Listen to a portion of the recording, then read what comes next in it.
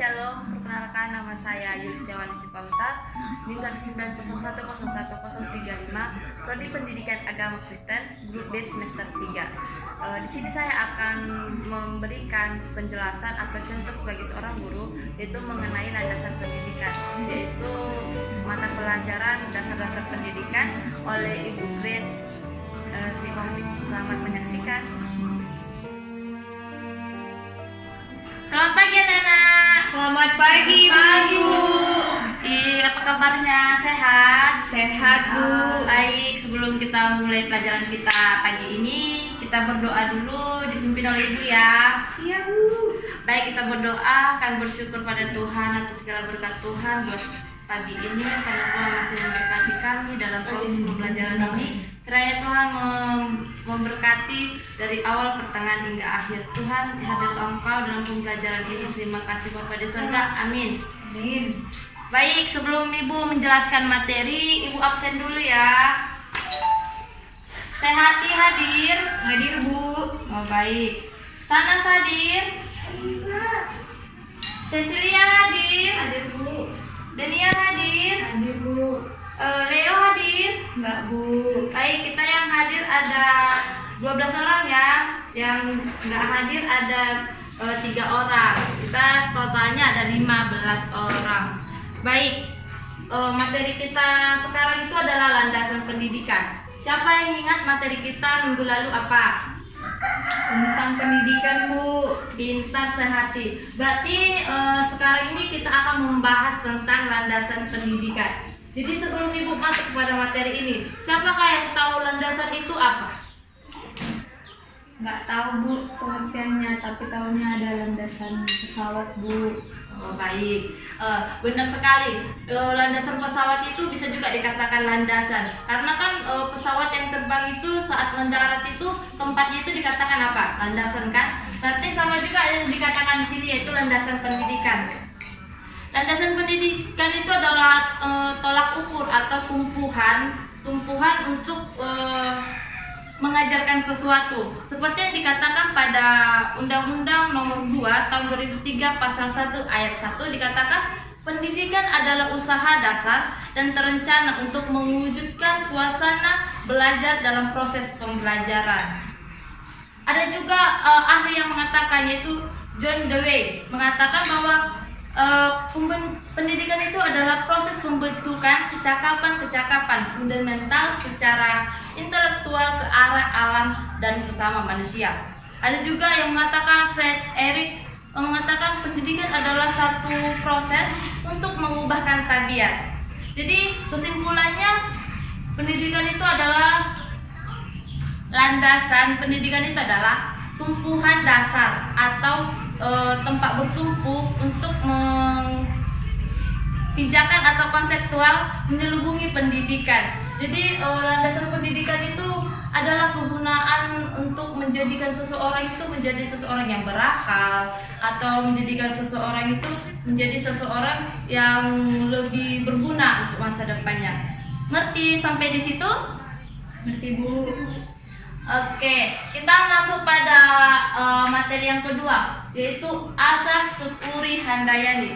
Ada yang tahu dengan kata-kata ini? Biasanya ini ada di mana? Di Ya. sekolah, Bu. Benar, itu ada biasanya di lambang-lambang sekolah kan. Jadi sama seperti yang kita pelajari sekarang, yaitu mengenai pendidikan. Berarti asas tuturi handayani ini menyangkut tentang pendidikan. Jadi asas tuturi handayani itu berawal dari, siapa yang tahu tokoh atau pahlawan pendidikan? Pendidikan nasional, ayo siapa yang tahu, ayo. Apa ya? Lupa, Bu. Oke, jadi pahlawan pendidikan itu adalah Ki Hajar Dewantara. Jadi asas tuturi handayani ini berawal dari atau yang dikemukakan oleh Ki Hajar Dewantara. Jadi tuturi handayani ini mengandung arti dengan kewibawaan, atau pendidikan itu bukan menjadi penarik, tetapi pendorong bagaimana siswa itu memiliki ketertarikan untuk belajar. Nah, jadi bisa dikatakan bagaimana untuk menjadikan siswa yang mandiri untuk belajar untuk dirinya dan belajar untuk bertanggung jawab. Baik. Sekarang kita masuk pada asas belajar sepanjang hayat. Kalau dikatakan sepanjang hayat berarti bagaimana? Sepanjang hayat ya artinya seumur hidup, Bu. Benar sekali. Berarti dia seumur Hidup. hidup. Berarti bisa diartikan, berarti kalau asas belajar sepanjang hayat, berarti kita belajar itu bukan hanya seperti yang formal, bukan dari SD ke SMP, habis itu ke SMA, ke jenjang kuliah, tapi juga itu belajar dari kita yang kecil ke remaja, ke dewasa, sampai kita nanti ke tua. Itulah yang dikatakan dengan asas belajar sepanjang hayat. Jadi kita belajar bukan hanya di lembaga-lembaga atau di sekolah atau di mana saja, tapi kita belajar juga di lingkungan kita, belajar sehari-hari, belajar dari apa yang kita alami, seperti itu. Jadi asas belajar sepanjang hayat ini itu bukan hanya bersifat sementara, tetapi selama kita hidup. Baik, kita masuk pada sekarang kita masuk pada asas kemandirian dalam belajar. Jadi di sini Ibu mau nanya, apakah murid-murid di sini siswa duduk di bangku SMA kelas 2, apakah sudah merasa mandiri? Belum, Bu. Kenapa belum? Seharusnya kan udah bisa mandiri, karena kan udah di jenjang, udah sampai hampir jenjang akhir di tingkat sekolah. Kenapa belum mandiri? Oke, baiklah. Di sini nanti ibu akan menjelaskan asas kemandirian dalam belajar. Jadi kalian itu ibaratkan gini, kalian itu setiap pagi pergi sekolah, berangkat sekolah, diberangkatkan oleh orang tua. Jadi kalian itu untuk belajar. Jadi kalian belajar bukan hanya di sekolah aja. Itulah asas kemandirian dalam belajar. Jadi saat guru menerangkan seperti Ibu gini, menerangkan sama kalian, kalian sudah mendapat bekal atau topik-topik besar yang ingin kalian pelajari. Jadi di rumah kalian juga harus belajar lagi, harus diulang lagi. Jadi bagaimana supaya kalian bisa lebih mengetahui, karena kan bisa saja ilmu ibu itu masih sedikit, begitu kan? Jadi kalian bisa saja untuk mencari, karena sekarang udah zaman apa sekarang? Zaman digital, Bu. Milenial, apanya? Iya, Bu. Ya, jadi kan udah bisa cari di Google untuk apa? Tapi bukan mencari jawaban di Google, tapi mencari referensi bagaimana untuk bisa lebih mengetahui apa sih yang dimaksud ibu itu, mengenai apa sih yang dimaksud ibu itu, seperti itu. Jadi kemandirian ini bisa diapakan itu dari diri kita, dari diri kalian sendiri. Bagaimana kalau kalian itu bisa belajar sekarang di bangku SMA kan, nanti di bangku kuliah kalian sudah bisa memanage waktu kalian sendiri, bisa memanage pemikiran kalian sendiri. Bagaimana kalian bisa melakukan mengambil tindakan untuk masa depan kalian. Jadi seperti itulah asas kemandirian dalam belajar. Ini materi yang terakhir yaitu mengenai kegiatan belajar dalam mengembangkan kemandirian.